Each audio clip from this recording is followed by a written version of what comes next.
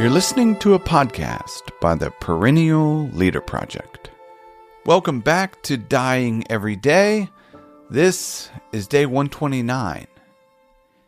In every age, people chase abundance and ultimately feel empty.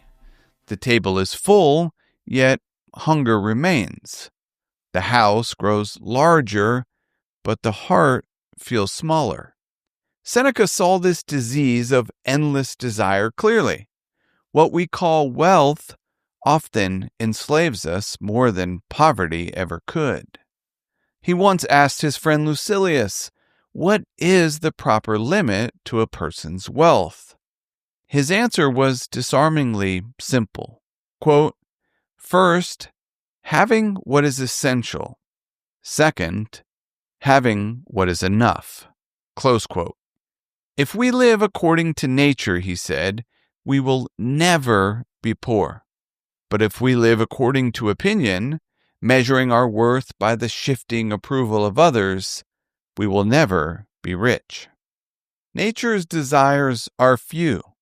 A little food, some shelter, warmth, friendship, and meaningful work. These are the ingredients of a full life. However, opinion has no limit. It whispers that satisfaction is just out of reach. One more purchase, one more promotion, one more proof of success. And so, we feed an appetite that can never be satisfied. Seneca understood that craving is the true poverty of the soul. It is not the wise man who has too little, he said, but the man who craves more who is poor. We imagine that adding more will bring contentment, but abundance without boundary breeds anxiety. Every new desire multiplies dependence. Every act of gratitude multiplies freedom. Even the philosopher Epicurus, so often miscast as a lover of indulgence, taught this same truth. He wrote, quote, "If you wish to make a man rich, do not add to his money, but subtract from his desires." Close quote. For Epicurus, pleasure was not luxury, but peace, a quiet state of sufficiency in which the mind no longer aches for what it lacks. To live wisely, he emphasized, is to distinguish between natural needs and imaginary wants. Modern research reflects the wisdom of these ancient thinkers. Once our basic needs are satisfied, accumulating more wealth doesn't lead to greater happiness. The psychologist Albert Ellis described this as the tyranny of musts, the belief that we need more to feel secure, loved, or successful. He proposed that the answer is to change those musts into preferences, replacing the pursuit of more with the peace of having enough. Practicing sufficiency isn't about rejecting comfort, but about shifting the heart. It involves enjoying what we have without attachment, earning without greed, and giving without fear of loss. The Stoics didn't look down on prosperity.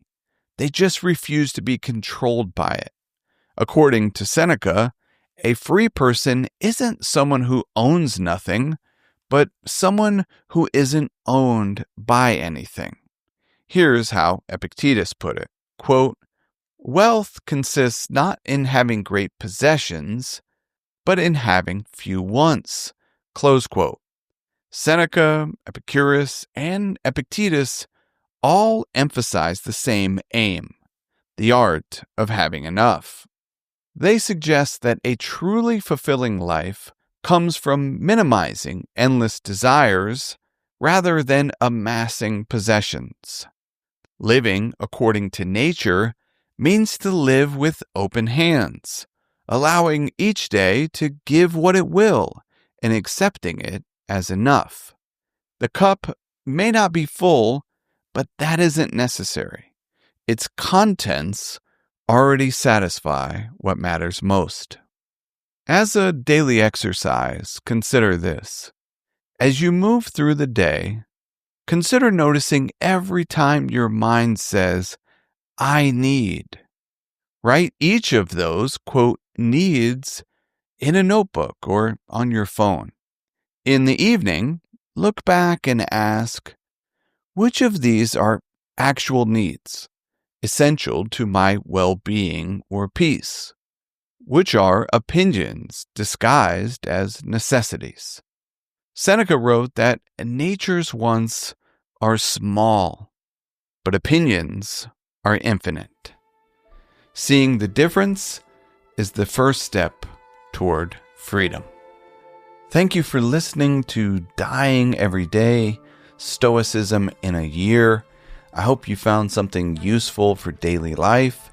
If you enjoy what we're doing here and want to support the project, consider becoming a Perennial Meditations member.